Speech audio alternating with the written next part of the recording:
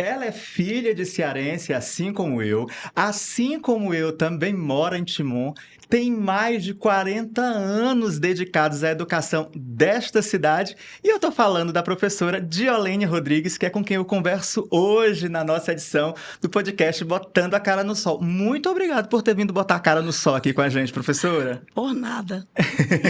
É um prazer receber a senhora aqui, principalmente para a gente conversar sobre um tema tão importante para a população, para a sociedade, para o mundo, né? Que é a educação. E eu quero começar por aí, né? De onde veio a ideia de ser professora? E eu queria muito que a senhora falasse, professora, principalmente porque hoje eu acho que poucas as pessoas querem ser professor, né? Assim, todas as vezes que a gente escuta alguém, o que que você... Aquela velha pergunta, o que que você quer ser quando crescer?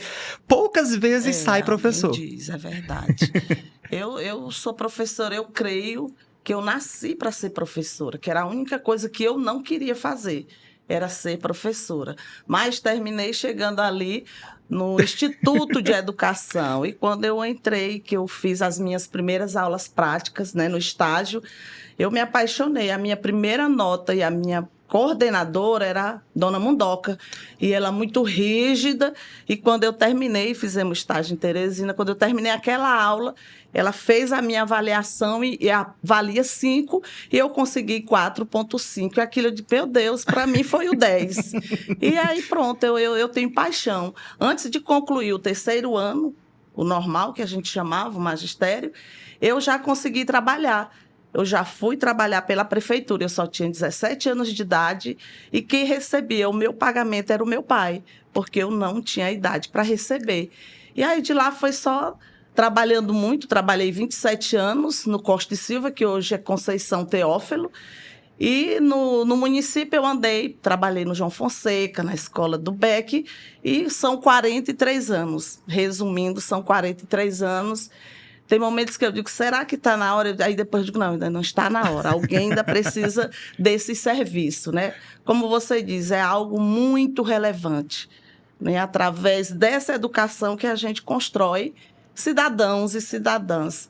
Porque quando nós temos consciência do nosso papel na sociedade, aí desperta na gente o interesse pela vida, por uma vida transformada, né, por uma vida melhor. A comunidade ganha, a família ganha, o Estado ganha e o país também. Então, eu sou professora apaixonada pelo que eu faço. E a senhora ganha, porque certamente a senhora deve ter alunos que, né, a senhora faz parte da memória afetiva de muita gente na nossa cidade. Em junho, lá na nossa escola hoje, nós temos 510, 520 crianças. E 80%, sem medo de errar, são ex-alunos nossos. Muitos do próprio projeto Alvorada da Educação. Concluíram o 5º ano, andaram, construíram família, e hoje os filhos estudam também no projeto Alvorada. A gente vai já falar sobre o projeto Alvorada, porque a gente sabe que ele é muito importante para Timon. E quem é do Parque Alvorada, aliás, quem é de Timon que está nos assistindo sabe disso, e se não sabe, vai saber por quê. Mas eu quero saber da senhora se em algum momento dessa sua história... Porque, olha, a senhora disse também que não queria ser professora, viu? De jeito nenhum. E se em algum momento dessa estrada, dessa trajetória, a senhora pensou em desistir, ou em mudar de profissão, ou fazer alguma outra coisa, ou não fazer nada? Não. Depois, como eu disse, que eu entrei lá, a minha vontade mesmo, meu desejo era formar em Direito para eu fazer concurso para juíza, que eu também gosto muito de conversar, de buscar maneira, de ajudar. E eu gosto muito de falar. Como toda boa professora. Exatamente. Professora, a senhora tem uma trajetória bem peculiar, né? Os seus pais saem do Ceará, né? Eu comecei o programa, inclusive, falando isso, que os seus pais também eram do Ceará, como os meus, e vêm para Timon. Qual a causa? Por que saíram de lá e vieram para cá? A minha mãe contava que é pela falta de uma vida melhor. As pessoas estavam passando por dificuldades, e o marido da minha avó naquela época não era o pai da minha mãe, era o pai da irmã dela mais nova. E ela contava que quando vinha do Ceará, que vieram a pé, Ela disse que ela é muito pequenininha, com 5 anos, quando ela enjoava. Estava cansada, o padrasto dizia para ela, se você chorar ou enjoar para ir para o braço, eu cavo um buraco e lhe enterro viva. E quando chegou em Altos, eles tiveram a possibilidade de conhecer uma família e a família pediu a minha mãe com 5 anos de idade. E eles deixaram ela lá. Ela sofreu muito e foi morar, veio terminar aqui na Gamileira, nós somos da Gamileira. E lá ela encontrou meu pai. E casaram, tiveram 9 filhos, mas eles trabalhavam, minha mãe trabalhava de roça, meu pai era motorista. E quando eles viram que aquilo não era a vida que eles queriam para nós, eles arriscaram. O pouco que tinha, eles venderam e disseram um para o outro, nós vamos levar os nossos filhos para a cidade, para que eles estudem e tenham um futuro melhor. E aí, quando a minha mãe chegou aqui em Timon, sem ler tudo, a minha mãe sofreu porque nós não tínhamos casa, fomos morar de casa de aluguel. A coisa que a minha mãe fez foi, ela construiu ali, deram para ela um ladinho ali do muro do Padre Delfino, e lá ela construiu um quiosque, como a gente chamava. E lá ela vendia frutas, verduras, legumes, bolos, panelada, toda coisa que você imaginar, minha mãe vendia. E quando a gente tinha em grande quantidade, para não estragar, a gente tinha que sair para vender. Então, a nossa vida foi assim, foi uma luta, mas algo prazeroso e que nos ajudou muito com os nossos filhos. Todos nós hoje temos nossa casa, nosso emprego, nosso lar e somos felizes. Tivemos 2 irmãos que morreram pequenininhos e um morreu aos 22 anos, que isso para nós foi uma perda assim, grandiosíssima. Aí logo meu pai faleceu e agora vai fazer 2 anos que a minha mãe também faleceu. Mas a minha mãe, uma coisa muito interessante e que nos chamava muita atenção é que ela nunca guardou mágoa do sofrimento que ela passou. Para ela foi o efeito contrário. Ela amava, ela cuidava, ela gostava de ajudar. Então a minha mãe foi assim, uma pessoa decisiva, o pai também, mas a mãe foi aquela pessoa que nunca desacreditou. E chegamos, né? Graças a Deus estamos aqui com os nossos filhos. Eu tenho 3 filhos, todos 3 homens, e tenho 2 filhas do coração. Tenho 5 netos, né? 5, 6 netos, 3 do meu filho mais velho e os outros 3 dessas 2 filhas, né? Que são do coração. Meu filho mais velho mora em Florianópolis, ele é médico, graças a Deus. Tem o meu Tiago, que está ali, que é educador físico e também está concluindo contabilidade. E tem o meu mais novo, que ele deixou de estudar para namorar e aí apareceram 3 meninos. Veja essa situação aí. Olha só, né? Casa de ferreiro. Menino. Mas ele, quando chegou agora, que ele viu os filhos, ele tem um filho de 16 anos, esse inclusive mora também com o meu filho, e ele depois, ele disse, mãe, quando ele viu que a situação, a esposa dele é formada, mãe, eu quero estudar, como é? Eu digo, você quer estudar? Quero. E aí a gente foi ajudando, ele fez radiologia aqui no IESM e fez essa beleza aqui que está aqui, ele é eletricista e foi ele que ajudou a montar tudo isso aqui, que nos dá orgulho, não é? Ah, bom, muito obrigado. Nos dá orgulho, muito. A senhora foi elencando assim, as coisas que a senhora ia conquistando, estava observando, a senhora dizia assim, mas hoje a gente tem uma casa, tem tal e tudo, mas a gente é feliz. Muito. Que é muito engraçado, porque a felicidade está acima de tudo isso, certeza. Né? E certamente foi para ser feliz que a senhora pensa em criar o projeto Alvorada da Educação. E eu queria que a senhora contasse como foi, de onde veio tudo isso, de onde veio essa ideia. Nós morávamos ali, eu já tinha meus 3 filhos, e assim, a gente, na luta do dia a dia, dava para a gente pagar a escolinha particular para eles, na época era a Escola Mônica, e nós colocamos os nossos filhos para estudar lá. E eu, como professora, eu ouvia assim, a angústia dos pais. Porque nós tínhamos, naquela época, a gente entrava na escola com 7 anos de idade, mas os nossos já estudavam. E a gente sentia quando o pai, professora, e aí como é que a gente... E os nossos filhos, sempre a gente ouvia isso. E os nossos filhos, que têm 4 anos, que têm 5, onde eles vão estudar? Naquela época, então, também só tinha a pré-escola, como era chamada, no Tia Marica, no Parque Alvorada. Mas o Tia Marica não tinha condições de receber todas as crianças da comunidade. E aí aquilo foi angustiando, a gente parou e pensou, disse, gente, o que nós podemos fazer? Vamos visitar as comunidades e lá a gente faz um levantamento dos alunos que estão sem escola, para ver se a gente tinha uma ideia de quantidade. Só que quando nós estamos chegando às comunidades, a gente não parou só na educação infantil hoje. Nós fomos ver, a mãe dizia, olha, meu filho tem 10, 11 anos e ele não estuda. O meu filho está com 16 anos e não estuda. E aquilo foi incomodando e nós começamos a preparar uma ficha e fomos em busca desses alunos. E nós conseguimos colocá-los em todos. Chegávamos no Costa e Silva, era o meu tempo, que era lá. O médio, aí lá a gente conseguia a vaga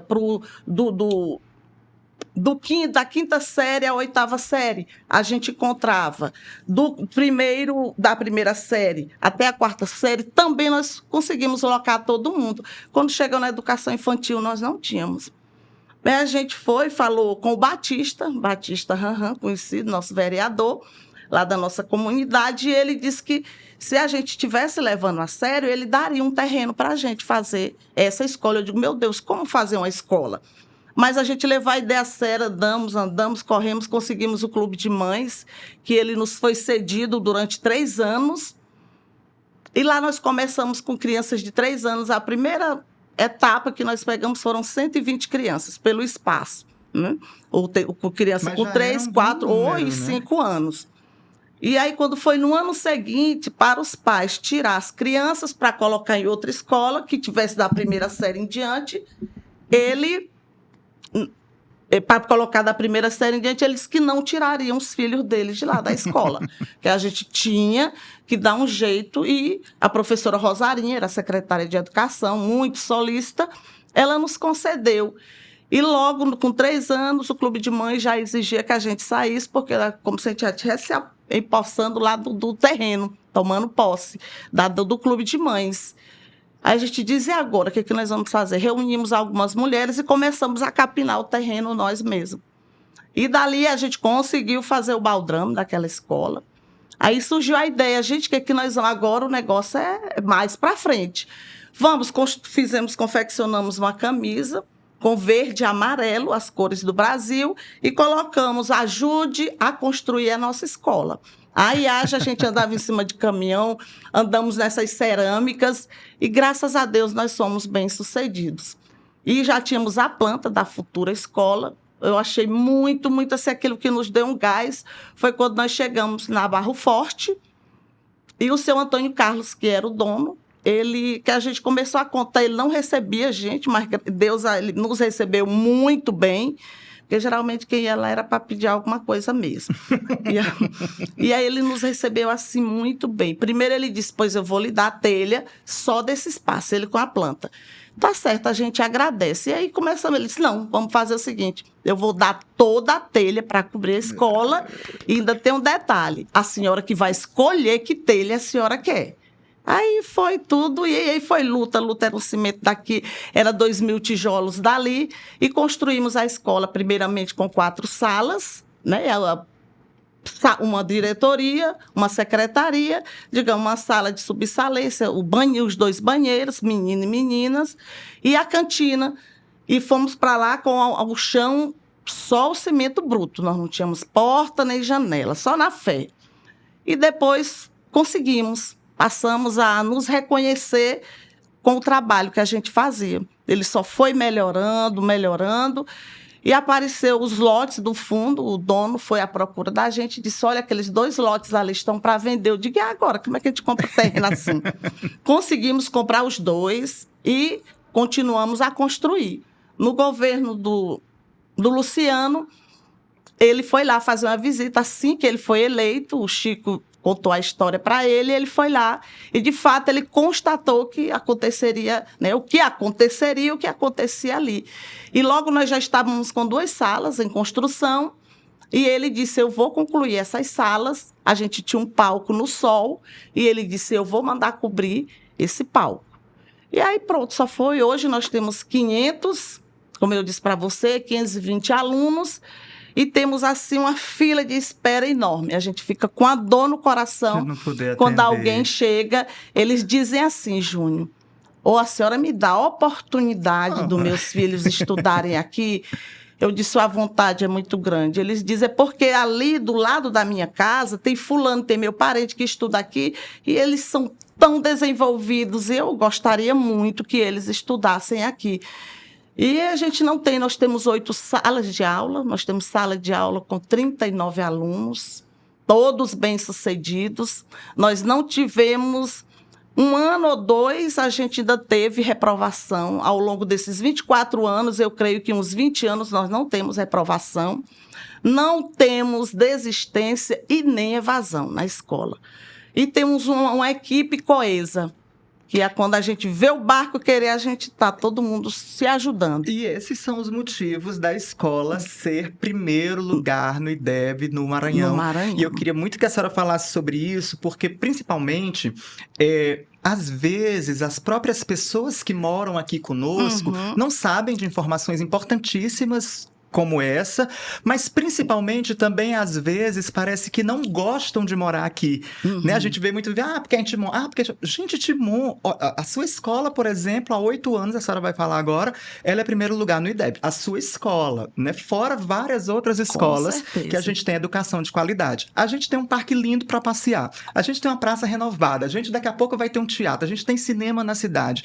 Sabe? Então, eu acho que a gente precisa saber disso para a gente amar cada vez mais a cidade que a gente vive. Eu queria muito que a senhora falasse sobre esse aspecto. O Projeto Alvorada, nós nos empenhamos mesmo. Assim como no início, quando chegava um aluno, por exemplo, a gente tinha um primeiro ano, aí surgiu uma vaga ou outra e a gente trazia essa criança. E a gente começou a perceber que os nossos alunos já tinham um nível mais elevado do que aquela criança que chegou de outra escola ou de outro lugar. A gente até então se questionava. E aí, como é que nós vamos fazer? Essas crianças aqui, as daqui estão assim, a gente achando dificuldade de trabalhar com esses 2 níveis. E veio aquela coisa, depois que a gente teve essas reprovações, nós começamos a pensar diferente. Chegava alguém, uma das colegas dizia, Jolene, esse menino aqui, ele está assim, assim, assim. Ele veio de lugar X. Eu disse, o primeiro passo é que nós não vamos nos preocupar de onde ele veio. Nós vamos nos preocupar onde ele está. E nesse onde ele está, somos nós os responsáveis por eles a partir de agora. E sempre tinha essa dúvida, eu digo, olha, quando o aluno ele está com dificuldade, aquele ali é o que está com mais dificuldade, o que é que nós vamos fazer? Trazer esse menino para cá. Vamos ter que ter um olhar diferenciado e, a partir desse olhar, nós vamos ter ações, atitudes, planejamentos para trazer essa criança para cá. E aí a gente foi se envolvendo, foi, de fato, aprendendo a fazer esse trabalho. E chegamos àquela primeira prova que teve do IDEB, a avaliação, nós nem sabíamos o que era. Eu sei que a pessoa chegou lá e disse que ia fazer uma prova. E ela fez com as crianças. Logo no ano seguinte, eu não sei dizer se foi no ano seguinte ou se foi... que a gente só recebe o resultado de um ano para o outro. Eu estava numa reunião e eu ouvi a professora Socorro falar, ela era prefeita, que a escola, eles dizem a escola da Jolene, a escola da Jolene tinha tido uma nota no IDEB, a nota, se eu não me engano, era 5. E aquilo eu estranhei, eu digo, mas que nota é essa? E depois foi que nós fomos nos apropriar, conhecer o que era de fato. E saber a importância. Exatamente. Como a gente já estava naquele gás de avançar, nós nos preocupávamos preparar essa criança desde o primeiro período até o 5º ano. Quando ele chega no 5º ano, ele já está melhor, ele já está informado, ele está familiarizado com essas avaliações. E a gente, quando percebe, está ali, mas esse menino, ele tem algum problema, né? E aí, como é que a gente faz? Vamos lutar por esse menino. Ele tem a limitação dele, como eu tenho a minha. Então, nós vamos pegar esse menino e trazer para que a gente, de fato, faça essa educação inclusiva. Porque falar não é a mesma coisa que fazer. E a gente foi se envolvendo com outro, todo mundo muito parceiro. E fomos, aí chegou a 2ª edição, a 3ª, a 4ª, agora não vamos perder o caminhar mais não. E o que mais me impressionou nisso, que nós tivemos aqui em Timon, ali próximo ao Jacira, que é aquela casa que aluga, e nós tivemos lá uma palestra. Eu nunca mais me lembrei o nome do palestrante. E ele falou que era a coisa mais difícil, era você ter uma nota numa edição do IDEB e você na próxima edição você conseguir êxito. E nós já estávamos na 4ª consecutiva. Mas pela falta da maturidade, a gente deixou passar. Eu digo, olha aí, era a nossa oportunidade. Está errado. Ele disse que, de acordo com os estudos, era assim. E depois, isso eu lamentei. Eu digo, gente, era hora da gente ter dito. Pois, então, nós estamos indo na contramão, porque nós já estamos na 4ª edição. E fomos, a gente não quis mais. Olha, nosso menino, ele tem que sair, é uma trajetória. Nós não vamos olhar esse menino lá no 5º ano. Não é milagre, é conhecimento, é construção. Então, isso tem que ser feito desde ele pequenininho, para que ele... E pronto, e a gente começou e disse, não, nós não vamos voltar. Na nossa trajetória é de ascensão. Aí veio a 5ª, 6ª, essa última... E as pessoas diziam assim, até essa última, que é 7,9, alguém dizia assim, eita, agora acabou. O negócio não é chegar a esse, o negócio é se manter. E isso nos preocupou. Mas também, Júnior, nós tínhamos assim, algo muito importante que a gente nunca chegava e dizia, a meta é essa. Professoras, que meta nós vamos alcançar? E sempre era além do município. Nossa média já é além do próprio país, né? O nosso já superou. Então, a gente ficava naquela coisa. E aí? A minha média é 7,5, a nossa média. A gente já tinha o cuidado de espalhar na escola toda. Aquilo ali você estava vendo o tempo todo. E quando nós chegamos lá no 7,5, o Chico andou lá na escola e viu tudo isso. Aí eu ligo para ele, eu digo, e aí, soube daí da novidade? Ele disse, e aí, o que foi, Jolene? Conseguimos o 7,5, né? E aí a gente foi fazendo essa projeção. Agora, a nossa última nota, que foi 8,3, o próprio professor Samuel chegava nas escolas e dizia, vocês vão ficar todo o tempo perdendo para a Alvorada da Educação, só a Alvorada da Educação que vai alcançar essa meta e tudo. E eu acredito que isso foi muito importante para todo mundo, porque a professora Dinaí, dessa última vez que a gente teve o tempo de ler, que é um projeto, né? Leitura, essa coisa, e eu estava lá no auditório, mas eu estava assim tão longe que eu vi ela dizer que tinha aquelas caixas, mas as primeiras 10 escolas seriam premiadas assim, assim, e eu estava lá, e logo ela estava lá e ela deu com a mão para mim, eu disse, quando eu estava mesmo bem tranquilo, que o clima estava legal, tinha até música ao vivo, e disseram, vamos chamar as 10 primeiras escolas, vamos começar pela primeira escola. Aí, quando eu ouço Projeto Alvorada, a professora Jolene, eu dei um grito tão grande, eu digo, meu Deus, nós ainda estamos aqui. E agora o 8,3, a nossa meta era, a nossa projetada pela escola, era 8,5. Mas, para quem dizia que a gente não tinha progressão, para nós foi o máximo, foi o auge. Claro. Aí eu falo para o Chico, eu gosto de ligar que ele faz umas festas para nós. Só para a Alvorada da Educação. Aí eu ligo para o Chico, eu digo, Chico, adivinha o que foi? E ele disse, o que foi, minha irmã? Eu digo, nós tiramos 8,3. Isso, ele ficou feliz demais. Eu só não vou casar contigo porque eu já sou casada. Eu digo, eu também. Então, a gente tem também isso aí, essa coisa. E nesse dia de receber essa caixa, que nós somos a primeira, a professora Dinaí me abraçou, eu gosto muito de abraçar, e ela disse para mim, professora Jolene, todos esses gestores que estão aí recebendo essas caixas, eles se espelhavam em mim, no nosso trabalho. E aquilo eu disse, gente, além de tudo, nós temos uma grande responsabilidade. Ela usou a expressão inspirar, que eles eram inspirados pelo nosso trabalho. E eu achei legal isso, porque a gente deu esse ânimo para que todo mundo acredite que só precisa a gente trabalhar. E não tem outro segredo. Esses prêmios, assim, mostra, você falou de educação inclusiva, mas também de uma aprendizagem significativa que os alunos certamente levam tudo isso. Isso, e eles aprendem. As nossas crianças, elas aprendem. Professora, a gente tem uma pergunta que a gente fala que é a pergunta bem quente, que a senhora vai colocar agora a cara no sol, literalmente. Eita, Glória! Mas para pessoas como a senhora, na verdade, a gente vai fazer a pergunta para que ilumine. Amém. Então, com a cara no sol, eu queria que a senhora respondesse para a gente. Qual a fórmula-chave para uma educação de sucesso? Primeiro, para nós, é o amor. você amar o que você faz, você vai sempre querer fazer o seu melhor, dar o seu melhor. E lá eu te digo, Júnior, nós damos o nosso melhor. Ao longo desses 24 anos, nós nunca tivemos uma criança que quebrou nem sequer a unha. Não temos crianças indisciplinadas. As nossas crianças, elas são elogiadas onde elas chegam. Desde que começou o seletivo do bombeiro e do militar, as nossas crianças, a última, passando essa, nós tivemos 47 crianças que foram aprovadas no seletivo. E logo o capitão, que era a pessoa responsável, ele foi à escola e pediu uma reunião com os pais. E naquela reunião, ele queria que os pais continuassem, né, fazendo a inscrição dos filhos para fazer o teste seletivo lá. E falou bem das nossas crianças, que elas eram crianças disciplinadas. Inclusive, a aluna condecorada era uma aluna da nossa escola. E agora, essa última, nós tivemos 29 crianças, né, aprovadas no seletivo. Então, a gente pensar longe.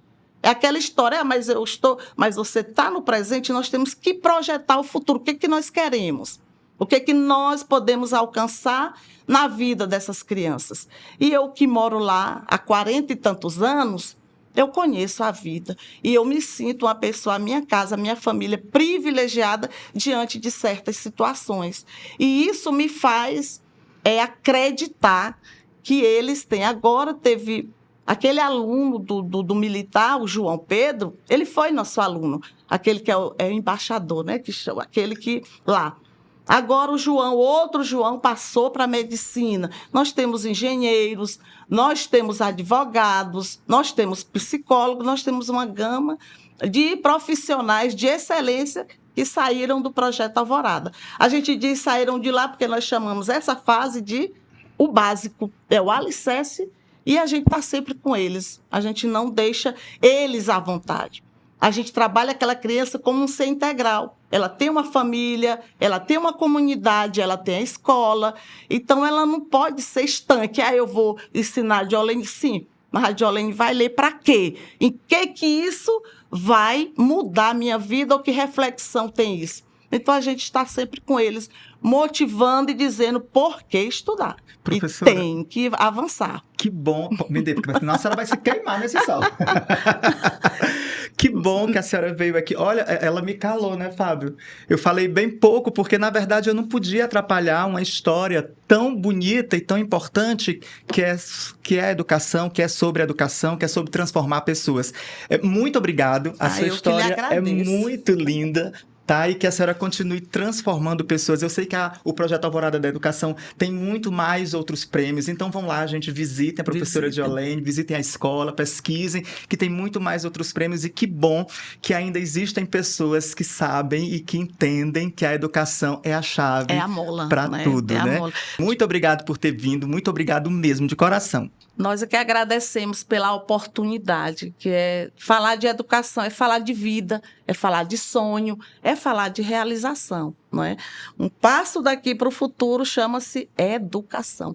E hoje existe a exigência dessa educação ser de qualidade, mas também que ela tenha equidade. E isso tem nos chamado a atenção e a luta continua. E que o Senhor Deus continue nos abençoando. Vai abençoar, porque tudo é consequência pela dos atos. De nada. E você que está assistindo a gente, claro, né? Vou repetir, porque isso vai virar clichê, vai virar chavão, e vocês vão abusar para vocês continuarem seguindo, curtindo, compartilhando, comentando, tá bom? E a gente se encontra no nosso próximo podcast. Até lá!